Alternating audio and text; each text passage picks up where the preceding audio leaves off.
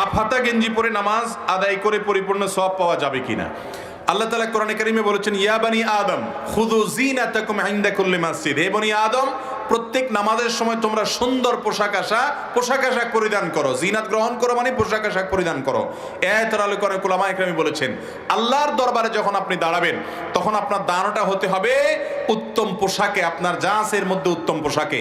আপনি একেবারে নরমাল যে পোশাক পরে কোনো অফিস আদালতে যান না, মিটিংয়ে যান না, ভালো কোনো মানুষের কাছে যান না, সেই পোশাক পরে যদি আপনি নামাজে দাঁড়ায় যান, কেমন যেন আপনি আল্লাহর দরবারটাকে তুচ্ছ করলেন, হেয় করলেন, আপনি আল্লাহর দরবারটাকে কোনো মর্যাদা দিলেন না। এই জন্য আল্লাহর সামনে দাঁড়াতে গিয়ে এরকম কোনো পোশাক পরা উচিত নয় যেটা পরে আপনি অন্য কোথাও যান না। এখন সাধারণত হাফাতা গেঞ্জি বা আপনার টেডি মার্কা অনেক গেঞ্জি টেঞ্জি আছে, এগুলো পরে আমরা গুরুত্বপূর্ণ কোনো জায়গায় যাই না, সেজন্য এগুলো পরে সালাত আদায় করা মাকরুহ।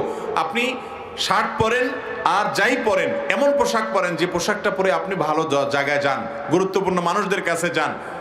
আপনি নামাজের সময় আসলেন আর নর্মাল কাপড় পরলেন, অনেকে দেখা যায় বাসার বাড়িতে গামছা গায়ে দিয়ে নামাজ পড়া শুরু করে দেয়, আছে না নাই?